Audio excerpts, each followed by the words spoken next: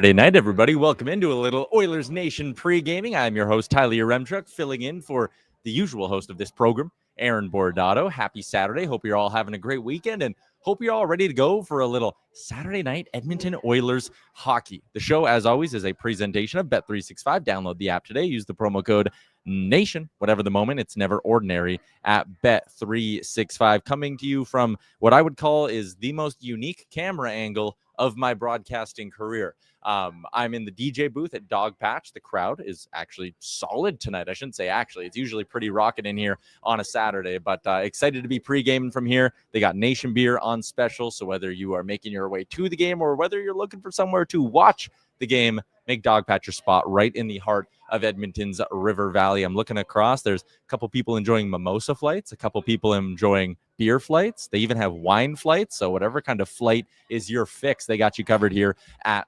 Dogpatch. I'm flying solo today, although I do have my boy Brett producing behind the scenes. As always, I am handling the pre-gaming duties tonight, and you are not going to want to miss Oilers Nation After Dark because our boy Waz is handling the post-game show. It's not often. Maybe once or twice a year, we give our guy Waz the keys to the car here and say, you know what? It's Saturday night. Go have a little bit of fun, Waz. But we are absolutely letting him run with the post-game show tonight. And here's to hoping that it's a good one. And it is a tall task for the Edmonton Oilers tonight as they take on the team that I would call at this point the number one team in the Western Conference in the Colorado Avalanche, a lineup that is littered with talent. We will talk about that a little bit later on in the show today, but a team where the results kind of speak for themselves. They have just one regulation loss through 14 games so far on the schedule. Now, they do have 5 OT losses, so if you want to go just straight wins and losses, and listen, a win tonight for the Edmonton Oilers is, I think, all anybody is asking for in this one. If you want to go straight wins and losses, hey, they're 8-6 straight up. That's a product of them being a stunning 0-5 in overtimes and shootouts, which is just absolutely wild when you consider the talent that's on that Colorado Avalanche team. The fact they haven't been able to scrape out one of those OT wins is quite frankly stunning. We're going to hear from Jesse Montano a little bit throughout the show today. I caught up with him on Friday on Oilers Nation Every Day with my boy Liam. But one of the things you won't hear from him when we roll a few clips for you is just he talked about the overtime and how they're kind of just snake bit. And, overtime losses can be a little bit of a funny thing. I mean, hey, the Oilers have 4 of them themselves, right? Granted, Edmonton's at least won a couple of times in the extra frame. But for the Avalanche, I asked Jesse, are the 5 OT losses, do they make the Avs look better or worse than they actually are? And where I think that's interesting is, are you getting to OT because you're not the better team? Your goalie is maybe out goalieing the guy on the other end of the ice, or is your special teams maybe masking some deficiencies at 5-on-5, things of that nature? Are you maybe just getting some late game bounces that are allowing you to drag games into overtime? Or is it the inverse? Are you actually the better team? And are you getting to overtime, or is the other team pushing you to overtime through some luck on their side of things? And Jesse kind of said, it's more the latter than the former. This is an Avalanche team that probably deserves more than the 8 wins they have so far on the schedule. So again, I don't think anybody down in Denver is complaining about this start to the season at all, but still 8-1-5, they could be better than 21 points, which from an Oilers perspective tonight, that's a little bit scary. That makes this task all the more daunting because, and I thought it was interesting today to look at Oilersnation.com, and one of our new writers, Caprice St. Pierre, had her Scenes from Morning Skate article up. She's a fully credentialed member of the Edmonton media, I might add. And the headline was Scenes from Morning Skate. Maybe the Oilers just need to get embarrassed. And I thought that was really interesting because coming into a game like tonight against the Colorado Avalanche, you're hoping for Edmonton to make a statement in a really good way, and not that a game on Saturday, November 8th, game 15 of the regular season for the Edmonton Oilers. It's not like this can really have all that drastic of an impact on how the season is going to play out, but it's, to use the old cliche, it's a measuring stick game. It's a litmus test game for this Oilers team. But they've been sluggish so far this year. They've looked borderline disinterested for long stretches of hockey games this year. There hasn't been a certain passion brought to their game that I think we would all like to see. It's been missing. So how can the Oilers get that? And I really think it's through one of 2 ways tonight. Either you go out and you recognize that, hey, if there is ever a time for us as a team to turn on the Jets and deliver a vintage Oilers performance, to bring the kind of intensity and desperation that this team, quite frankly, plays with as soon as the snow goes away in April and May and the games start counting in the playoffs, like the Oilers find a way to kick it into another gear. They don't do that early in the season, but is the opportunity of going up against the Colorado Avalanche. Is that enough to kickstart them, or does Caprice maybe have a point? Do the Oilers need to get their asses kicked? Do they have to get embarrassed tonight? If they were to go up against the Colorado Avalanche in this game and just get absolutely drubbed on home ice, would that be the kick in the behind that maybe they need to go, you know what, the level we're at isn't good enough? I do think there is no incorrect answer to that kind of fork in the road question that I just threw everybody, but still, I mean, it's an interesting one to think about. Personally, I would like to see the Oilers just come out and, not have a stinker. And I don't want to be doing ONE on Monday. And I certainly don't want my boy Waz to have a miserable post-game show where everyone is asking the questions that you would ask if they were to get drubbed tonight 6-1. Is this a legitimate cup contender? Did they lose too much talent or too much of their identity over the offseason with a guy like Corey Perry going out the door? Is Zach Hyman's loss looming larger than we thought it would? Like, I don't think we want to have those questions. It would be an infinitely more fun show if we could just sit here and talk about, all right, the Edmonton Oilers are back. And, whether they win 5-4, whether they win 5-1, whether they win 7-2, a win tonight allows us to have infinitely more fun conversations for the next 48 hours before they host the Columbus Blue Jackets on Monday night. But again, this is a statement opportunity for the Oilers, no matter which way this one goes. Let's get into our YouTube chat. And I already see a couple that are making me chuckle. Maynard is in and says Perry has 6 goals. Ouch. Again, hindsight being what it is. Like, at this time last year, no one was sitting there and pointing at Corey Perry and going, he's going to score 19 goals for the Edmonton Oilers and, take over the net front job in the playoffs from Zach Hyman on PP1. No one was saying that at this point last year. So I think to sit here in November when we all pretty much as a collective looked at the deal that the LA Kings gave him, which, keep in mind, is not just a $2 million base, is $2 million with a guaranteed more or less $1 million in bonuses, and then even more bonuses that he could earn on top of that.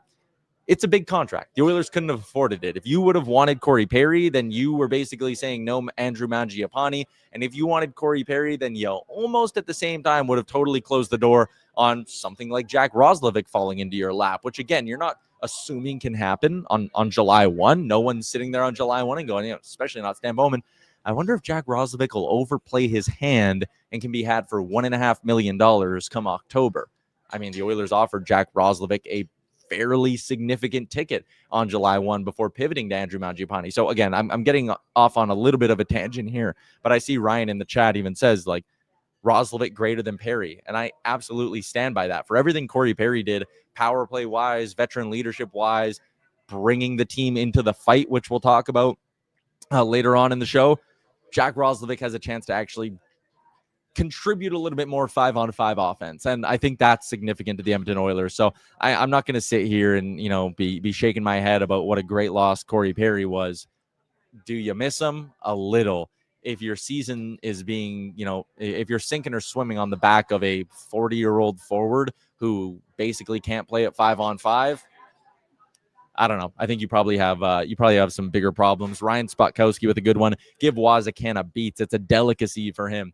If you are new to Oilers Nation and we're not here for the Bag Milk Beatcast lore, this was when the Oilers were not good, by the way. He vowed to eat a can of beets after every single loss until they were back at 500. And then what ended up happening was they got back to 500, and he just thought the bit was so damn good. And obviously no one does a bit like our boy Bag Milk. He ended up just crushing beets after every loss for a number of years after that. He has since stopped on the advice of many, many doctors. But for a guy like Waz, a good Polish boy, man, you could give Waz celebratory beats. He would probably eat them after a win and not complain. Bob Stofferd is in and says, love Rosie Roslovic, but we'll see his playoff performance. He's known to go MIA. I pray I'm wrong.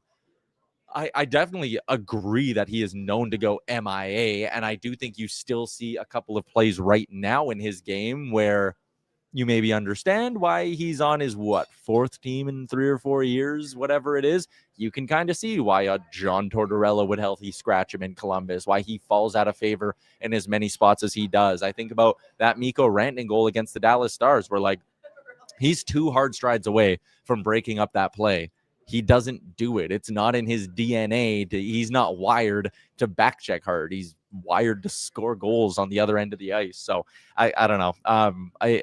I get what you're saying. Maybe there's some concern there, but you don't know until you know. And I'm willing to bet on talent. And, maybe this is just a veteran group that has something in there or can get the most out of Jack Roslovic. I'm not gonna get too worked up about what Jack Roslovic could bring you come playoff time when, again, we're on November 8th. Let's worry about the regular season. We can have those conversations closer to trade deadline time when, if you think this Oilers lineup is still missing Jam, then we can talk about them changing up the DNA of this forward group. For now, I'm worried about results, and quite frankly, I'm worried about guys who can score at 5-on-5. That is something that is absolutely crippling this Oilers team. They cannot score at even strength. And, I mean, at this time last year, we were talking about a power play that couldn't score either.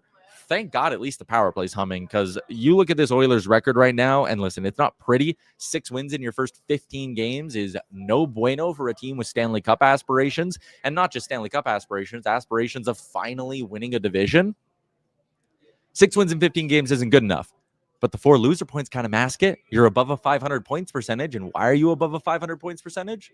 Because your power play has been really good. And by really good, I mean first in the NHL. So again, things could be worse right now if the power play wasn't humming. Jack Roslovic is a part of that. Little hint for our bankroll segment coming up a little bit later on in the show as well. Going back into the YouTube chat, Day by Day is in, says, what up? I will return that what up and say what up with you. Let me know where you guys are watching the game tonight. Sam is in with a prediction. Oil win 4-2. Savoy goal incoming. And if you are a believer in the expected goal numbers, and I know this Oilers front office and this Oilers coaching staff has hinted at that in the past. Knobloch's kind of said, like, when other guys have been slumping, if you're sitting around 5-6 expected goals, that's almost when Knobloch, to paraphrase, leans into you a little bit more and says, all right, you're probably due for one here.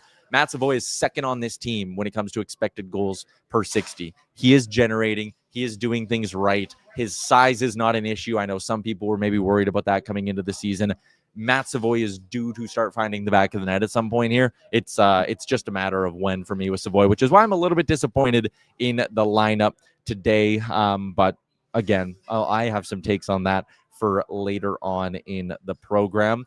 For now, let's get into a little bit of need-to-know information for our friends at Wilhauk Beef Jerky. Wilhauk Beef Jerky, I mean, listen, if you're in the stream right now, if you're watching the show and you've never had it, you are absolutely missing out. The Wilhauk crew does it better than anybody. It is Alberta's best-tasting beef jerky, and it's earned that moniker for a reason. Made from 100% pure Alberta beef, Wilhauk Beef Jerky is aged, seasoned, and smoked to savory perfection. It's so good. Get your jerky on.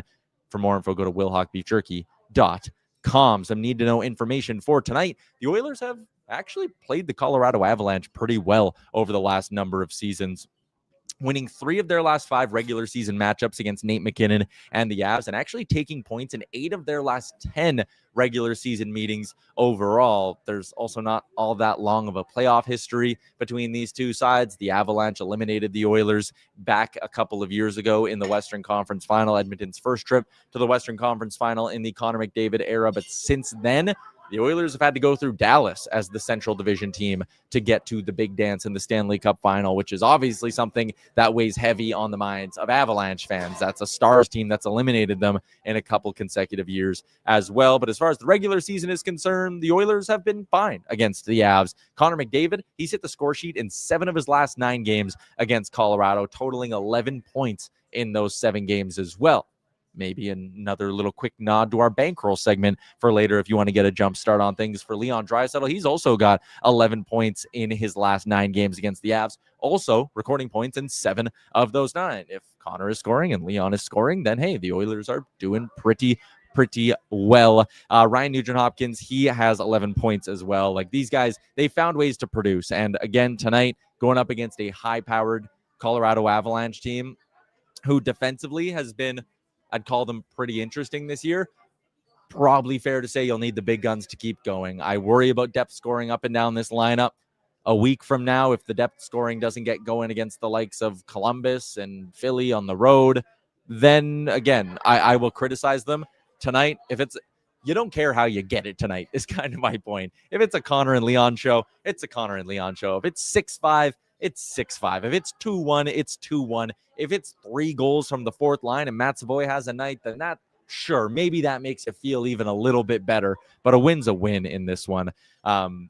Again, played them well, and the Stars are a big reason. The Oilers Stars, that is, not the Dallas Stars. The Oilers Stars are a big reason why. This one from my friend Michael Menzies and his pre-scout that pops up every game day at Oilersnation.com. He said the Avalanche are just downright dangerous offensively. They are averaging 3.57 goals per game, and their expected goals for percentage is first in the league by a lot. They are more than 3 percentage points better than the second-place Washington Capitals. This is an Avalanche team that has been just incredibly dangerous this season. And in a way, similar to the Edmonton Oilers, a big reason for that, I'm pulling up the numbers here to double check for you guys. A big reason for that has been their big guns as well, with Martin Necas and Nathan MacKinnon on the ice at 5-on-5 alone. They are outscoring the other team 15-7. With those two guys off the ice, they are still finding a way to outscore the opposition, granted, a lot less. So again, 15-7 with MacKinnon and Necas on the ice, 20-18 with those two guys off of the ice. And you want to contrast that a little bit to the Edmonton Oilers here. Also, it's worth noting that Necas and MacKinnon basically never spend any time apart. They are stapled at the hip. It's a big reason why Colorado was totally fine giving that extension to a guy like Martin Necas, because he clicks so well with Nathan MacKinnon. But again, 15-7 with their stars on the ice, still beating the other team 20-18 with both of them off the ice. For the Edmonton Oilers, with Connor and Leon on the ice at 5-on-5, they're only outscoring the opposition 3-2. Not the clip that the Oilers are used to. And I would imagine that's a big reason why Chris Knoblauch, after starting those two together on the same line at the beginning of the year, was not quick, but didn't exactly give them that long of a leash. He split them up because the results weren't there. 107 minutes together at 5-on-5 and only 3 goals for. Let's crumple up the goals against and throw it out. 3 goals for 2 players of that caliber playing together at 5-on-5. It's borderline unacceptable. McDavid on the ice with Draisaitl, losing 9-6. Draisaitl on the ice without McDavid, it's actually 9-4. So if you want to ball all of those numbers up, with one or both of Connor or Leon on the ice at 5-on-5, the Edmonton Oilers are outscoring the other team 18-15. It's not quite the 15-7 that the Avalanche are getting from MacKinnon and Necas, but hey, they're winning the battle. But what it's not doing is making up for what is happening when Connor and Leon are off the ice. And the numbers there are ugly. Edmonton getting doubled up. It is 16-8 for the opposition when both of Connor McDavid and Leon Draisaitl are off the ice. And now if you want a little bit of a silver lining there, the numbers would tell you it's a little bit unlucky. Their expected goals for percentage is 44%. Their actual goals for percentage is 33%. 44% still sucks, but it's better than 33%. So again, there's maybe some room to improve here just simply on a luck factor. But if you want any amount of significant improvements from this team at 5-on-5, it's going to need to be more than luck. They are going to need the guys who are on the ice when Connor and Leon are off to start carrying their own weight a little bit and start significantly driving play. So again, one storyline to watch coming into this hockey game is absolutely just, and we'll get to some more storylines in a little bit. I know I'm not quite in that segment yet, but it's just the fact that Colorado has been dominant with their stars on the ice and they're keeping their heads above water with them off. Edmonton's been average with their stars on the ice at 5-on-5, and they've been getting caved with them off the ice. Like, one of those two things has got to change for the Oilers to start finding a little bit of success. Edmonton, by the way, has earned a point in every single home game so far this season. Their only losses are OT and shootout losses when they've been at Rogers Place. The Avalanche, 4-1-3 on the road. So while they've picked up points in 7 of 8, they are straight up. Again, if we're just talking about wins and losses here, the Avs are 4-4. They're dead on 500 as a road team when we just talk wins and losses and remove the loser point from the equation. So again, Edmonton, points in every home game. Avs, 4-4. It's a spin zone. It's a little bit of the spin zone, but again, a win is all that matters tonight for the Edmonton Oilers. Let's keep things cruising along here and get to some storylines for tonight. And actually, Brett, if you're ready to go with those clips from my friend Jesse Montano, I will go to those. First up, Jesse Montano on the pressure that this Avalanche team is facing as a team that's in a similar spot as the Oilers, being a legitimate cup contender? I think they do have a lot of pressure this season and next internally to try to get it done, to try to win. And it's similar to in 2022. That was the last year of Nathan MacKinnon's $6.5 million deal. And there was a huge emphasis on, we know it's going to get more difficult to build the cup contender beyond this season. So I do think they are looking at where Cale Makar is at and saying, I think it's a big reason why they did the Mikko Rantanen deal last year. The first thing Chris McFarland said to us after he traded Mikko Rantanen was, we weren't deep enough.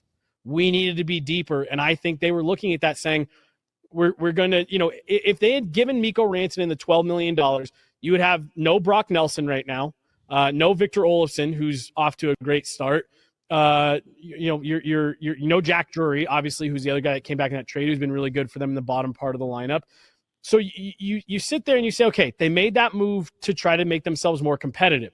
Now you're back in this window where you're able to balance the lineup a little bit more, but you're 100% correct. Not only is Cale Makar up after next season, so is Arturi Lehkonen. There you go. That was Jesse Montano talking a little bit about what the Avs are dealing with. Let's get to one more here. He talked a little bit more in depth about that Necas extension. He's about $1 million per year higher than where I thought it was going to come in.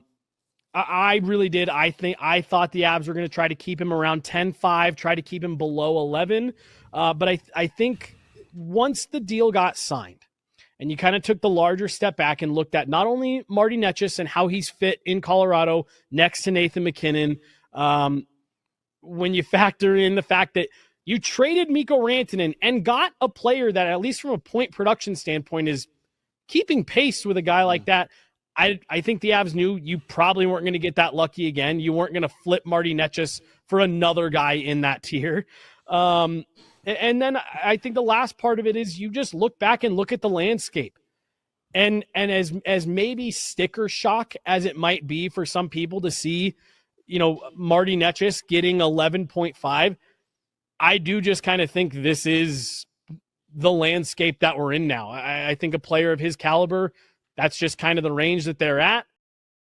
Yeah, it was a pretty big ticket when it was announced. If you missed it, Martin Necas got an 8-year, $11.5 million deal from the Colorado Avalanche. So they lock him up. He was one of those guys who, if he would have hit free agency, might have been the number one name on a lot of UFA boards, but they lock him up.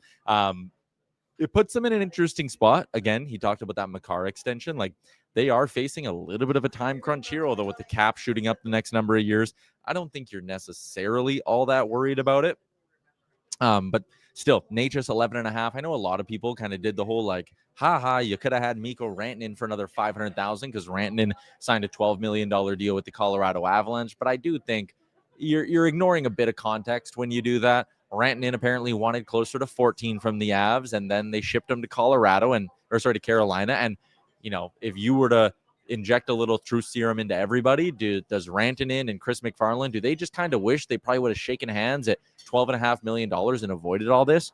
Yeah, probably. It's not the way it played out. Colorado wanted to get something. They ship Rantanen to Carolina. Rantanen gets to Carolina and says, I'll sign it, you guys, but it's $14 million. And Carolina says, we're not paying you that. It takes until he goes to a third team and asks for $14 million. Dallas, bit of an advantage. No income tax state. They say, hey, we'll give you 12, which is just as good as 14 in those other spots in terms of your take home. Who cares about the cap? And Rantanen eventually agrees to it. So there's more context to it than just directly comparing Necas to Rantanen in the AAVs. I see my boy Aaron's in the chat saying, what up? I hope you are having fun, Aaron. I hope your hangovers are going away quickly, but as they would in the Dominican sun, stay away from the hurricanes.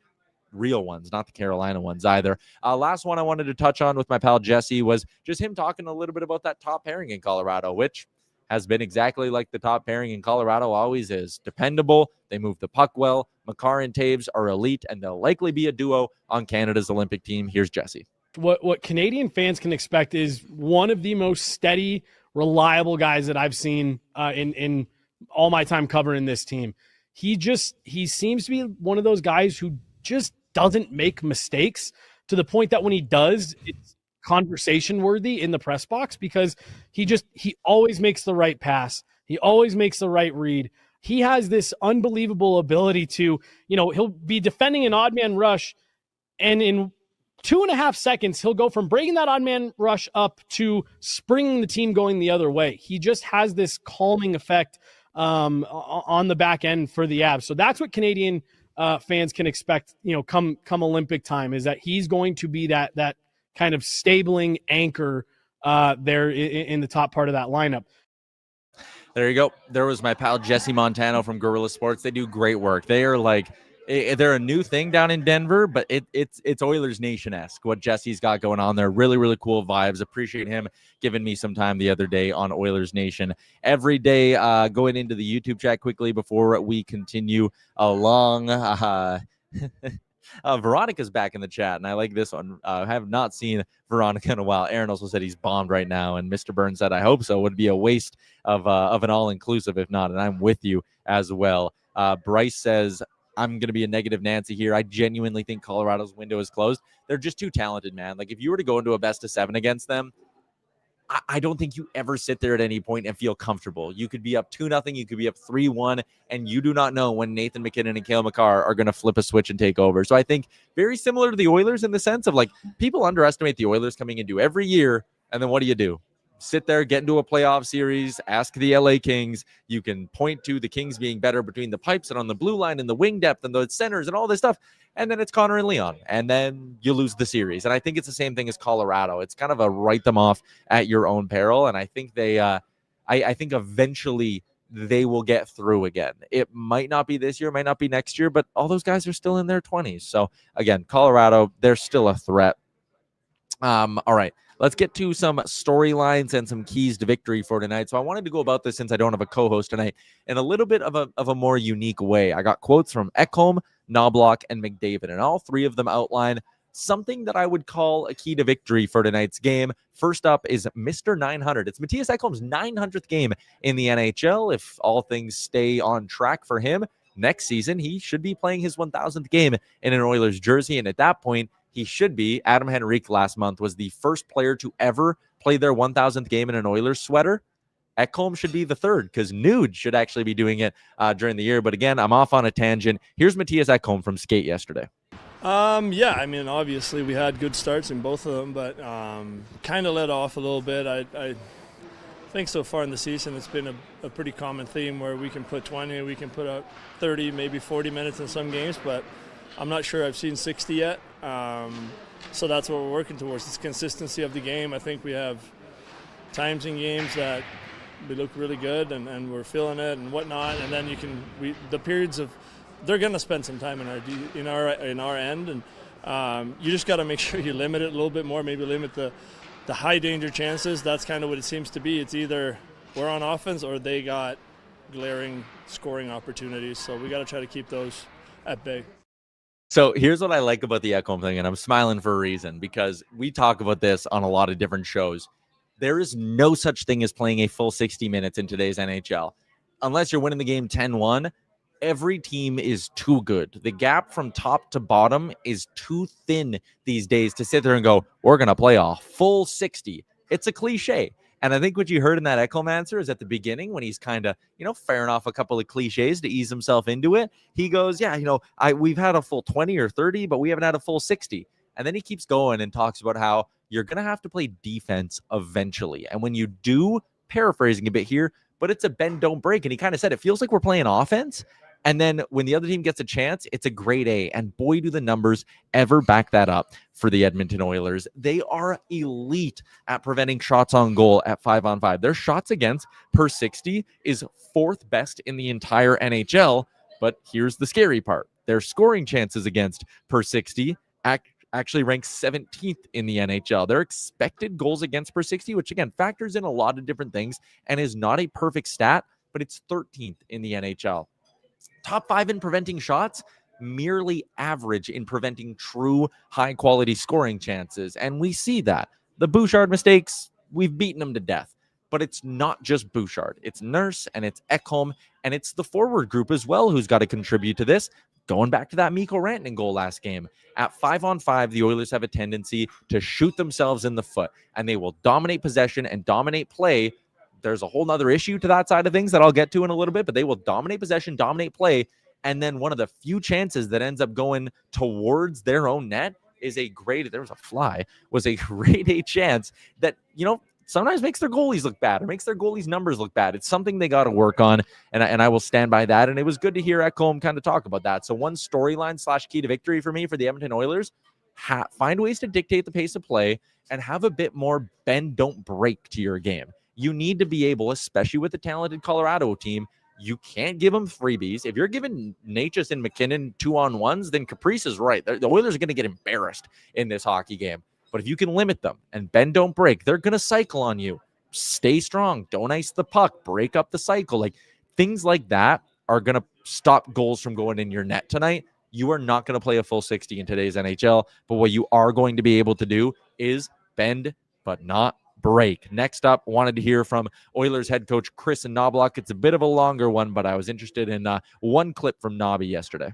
That's been one of your strengths in creating offense, is your D-men up. But do you want more of that, or is that, Connor mentioned how you guys are struggling getting through the neutral zone. So is that a combination of why you're not getting the addition of your D-men as much as you've had? Well,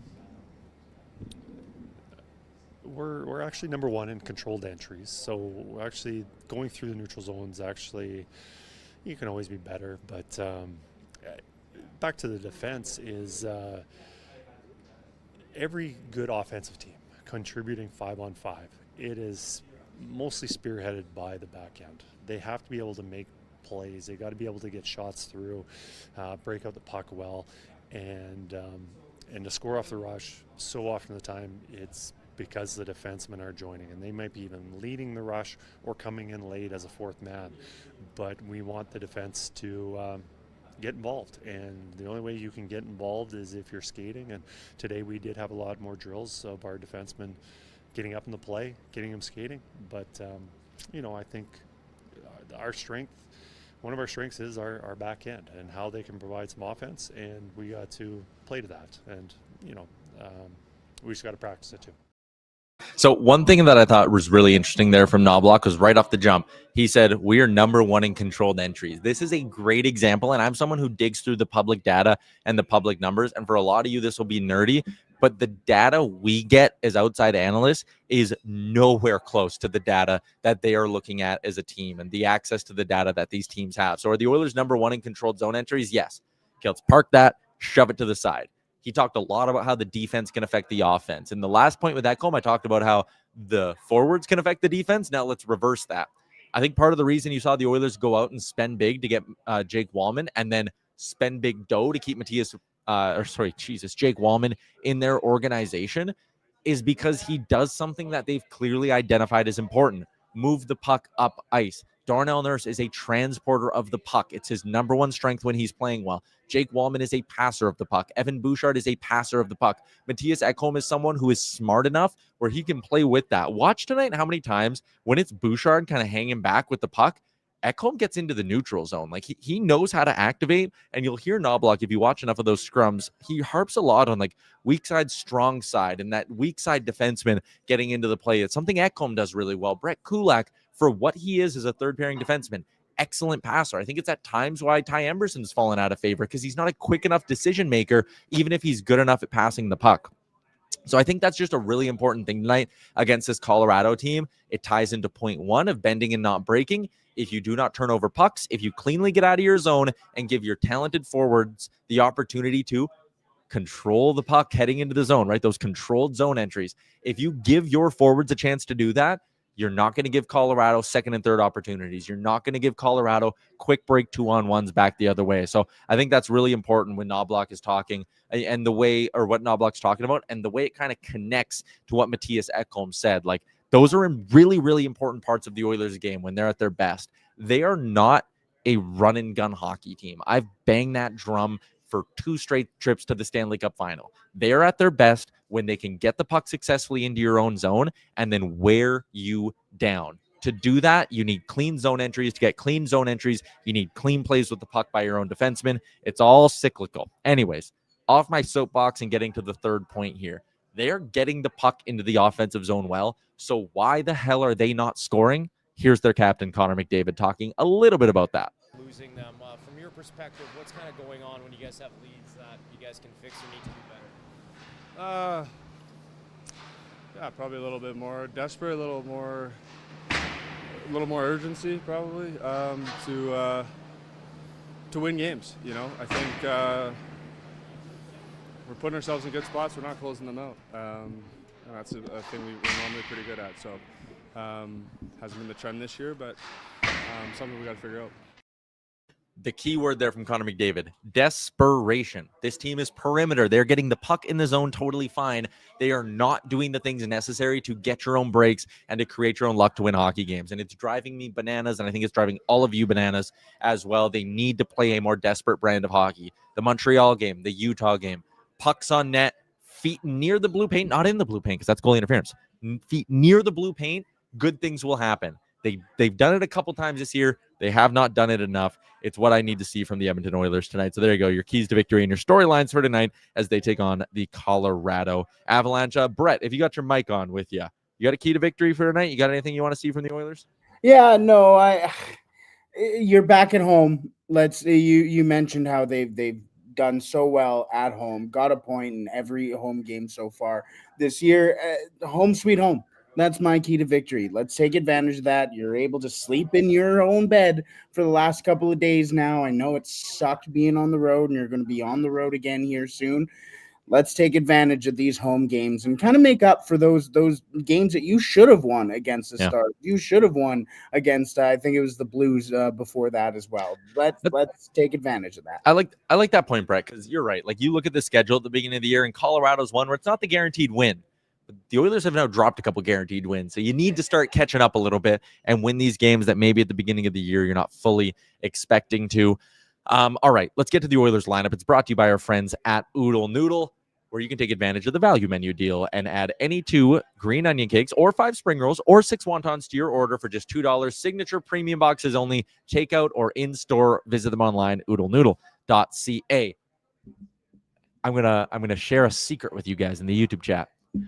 I think Chris Knobloch's lying to us. Here's the Oilers lineup for tonight. McDavid with Draisaitl and Roslovic. This is how they partook, I should say, in morning skate. McDavid with Draisaitl and Roslovic. Nuge with Podkolzin and Mangiapane. Philp with Henrique and Frederick. Tomasic with Howard and Savoy. That bottom 6 is how the Oilers skated yesterday. It's also how they skated today. The top 6 is not how the Oilers skated yesterday. And Chris Knobloch in the playoffs has been known to lie to us every once in a while. I think Chris Knobloch is lying to us tonight. I'm going out on a limb when I say this. I think you see Leon Draisaitl with Mangiapane and Podkolzin. I think you see Nugent Hopkins up with McDavid and Roslovic. And I think this is just him throwing a little bit of a curveball to Jared Bednar, a Colorado team that has one really, really, really good D pairing and 2 fine passable D pairings. I think he wants to throw him off the scent a little bit here with this Avs team, and I think he is absolutely lying to us about his forward lines. I think the bottom 6 will stay the same. I am out on a limb, and you can all call me crazy if I'm wrong and a conspiracy theorist. I think you see Draisaitl on the second line, Nuge on the top line. I think Knobloch's a liar. Stuart Skinner is starting. The blue line for the Oilers is Ekholm with Bouchard, and then a little switch.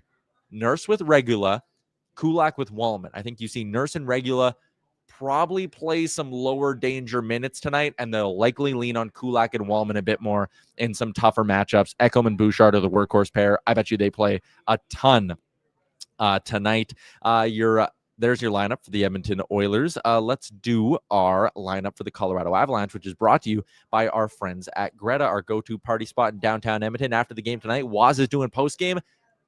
I might head over to Greta tonight. Who knows? Who knows where the night's going to take me? Arcade, bar, street food. It is all good over at Greta. All right, here's your lineup for the Avalanche. Nathan McKinnon and Martin Nate just talked about them. That duo for the Avs, they're going to be on the top line with Arturi Lehkonen, the former Montreal Canadien. He scored a big, big goal in Rogers Place. And you might be thinking, like, what are you talking about? And I'm not talking about the OT winner that resulted in the sweep that had the Avs go. Man, he scored a couple big goals in this building. He scored the OT winner that allowed the Avs to sweep the Oilers. He also scored a goal for the Montreal Canadiens in the bubble season in the Western Conference Final, which punched their ticket to the Stanley Cup Final. Anyways, he's on their top line. Brock Nelson with Nichushkin and Colton, Drury with Landeskog and Olofsson, Zakhar Badakov, what a name, Gavin Brindley and Parker Kelly is your fourth line. D pairings, Taves with Makar, Josh Manson with a player in the NHL, and there's a few of them this year who's found the fountain of youth, Brent Burns. He is averaging north of 20 minutes a game this year with the Colorado Avalanche. Ilya Solovyov and Sam Malinsky are the third pairing tonight for the Avs. There you go.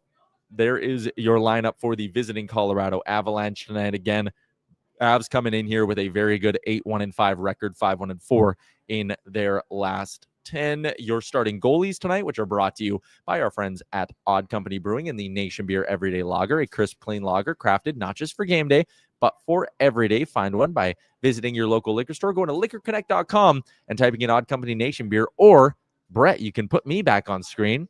You can come to Dogpatch and enjoy one. I have had, as you can see, about 40% of a beer while I've been doing the show. I grossly misjudged how much consecutive talking I would have to do with no co-host. But while you all listen to those great clips from Chris Knobloch, Matthias Ekholm, and Connor McDavid, I drank my Nation beer and about half of a glass of water. So I'm a thirsty boy right now. My throat is parched. Also, Brett, I apologize that I went totally out of order for your topic bar, but that is absolutely on me. Scott Wedgwood he is the likely starter for the Colorado Avalanche tonight. He was the first goalie off the ice in morning skate. Brett, if you've seen something on Twitter that says otherwise, let me know. I haven't been monitoring x.com all that much, but Wedgwood's nothing yet. Okay, nothing yet. So it's also a Hockey Night in Canada puck drop, so you know this thing ain't getting going until like 8:20. But Wedgwood, 902 to go with a 249. The win-loss record, sparkling for the how many teams has he been on? Former Nashville Predator is the one that comes right off the top of my brain. I think he's a former Dallas Star as well. He has been all over the NHL. Stuart Skinner, he's only been a member of one team, and it's the Edmonton Oilers. He's had I'll call it a good start to the year. And if you're a fan of Liam's quality start meter, you'd like to see a thumbs up tonight from old Stu, an .899 save percentage, a .254 goals against average, and one shutout on the year that came back in October. But yeah, Stuart Skinner, he's been largely fine this year. Like a couple of goals that you want back, but not a lot of games that I think you really want back. League average save percentage this season from a Hockey Reference is .897. So Skinner's actually been giving them slightly above average goaltending, which again, if you're not someone who moves the goalposts a lot, that's kind of all we've been asking for a while is above average goaltending. So Stu versus Wedgwood tonight. I see Waz is in the chat. He says Dogpatch is bumping. It honestly kind of is, Waz. It's a good crowd in here tonight. But those are your starting goalies for Odd Company. And since it's brought to you by Odd Company, I can consider this my ad read. That is delicious. Let's wrap up our show with a little bit of Bordzy's Bankroll, brought to you by Bet365. Download the app today and use the promo code NATION, whatever the moment. It's never ordinary, at Bet365. Philip Pardo in the chat says, are you doing post-game too? No, my boy Waz and Brett got the post-game duties tonight. How is that going to go? I think fun, but you should tune in and find out just to be safe. Brett, I've only done this show 3 times this year, I think, if you include the Nation Vacations. I guess technically 4. You scare the shit out of me with those buttons, man. I do not expect those to come in and blast my ears. What was that one? A heartbeat? That was a heartbeat. Yeah, that was supposed to be. Sorry, that one kind of missed. Oh, that one was just harder to understand. Anyways, let's get to our bankroll for tonight for our friends at Bet365. I got a couple that are juicy. First off, we were just talking about them. Stuart Skinner, the over-under is set at 24.5 saves at -130. The Colorado Avalanche shoot the puck more than anyone. Number 1 team in the NHL in shots per 60. So I can absolutely see the Avs ripping pucks. And hey, if the Oilers are going to win, and maybe this is a good little same game add-in, if you like money line, Stu Skinner's probably got to stop more than 24.5 shots in this hockey game. The next one I got is a Jack Roslovic power play point.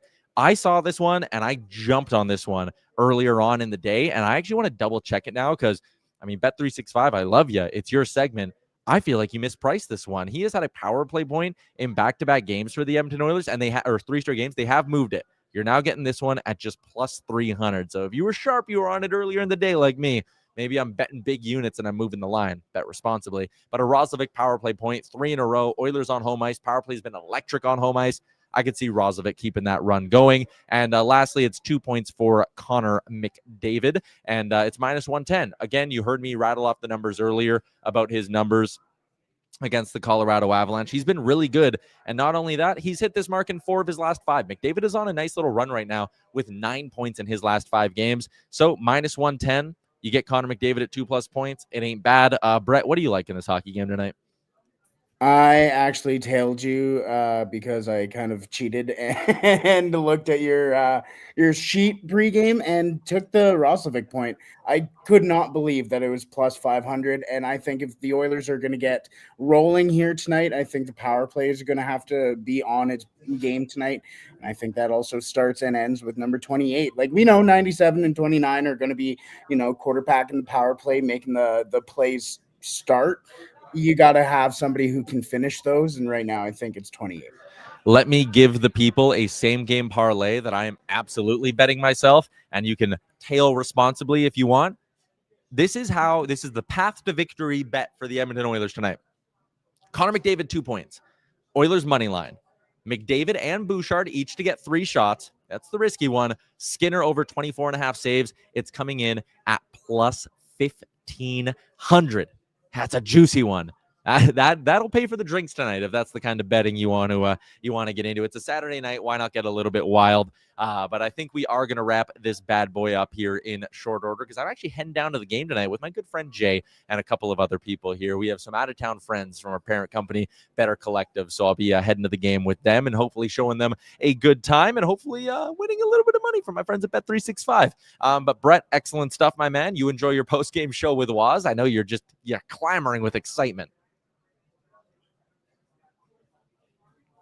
Yes, I am. So I turned on my camera and then I turned it off. Yes, I can't wait. Wazzy, I was texting Wazzy beforehand, and he has everything set. He said the last time that he did this, Derek Ryan scored the shootout winner. So, wow, that game against the Kings. Jeez. Yeah, if Derek Ryan can somehow descend from the rafters and score an overtime winner or shootout winner tonight, I might just eat my socks live on air. So stay tuned. I love it. All right. Brett, great stuff tonight producing this bad boy. Everybody in the YouTube chat, you were excellent as always. I hope you enjoy the post-game show with my boy Waz this evening, and enjoy the hockey game tonight. I'll be back Monday. And I think either me or Liam are doing pre and post on Monday too. But Oilers Nation every day on Monday right here on the Oilers Nation YouTube. The sauce at 8 a.m. as well. So we got you covered Monday through Friday content-wise. But in the meantime, have a great finish off to your weekend. And we will see you all Monday. Go Oil.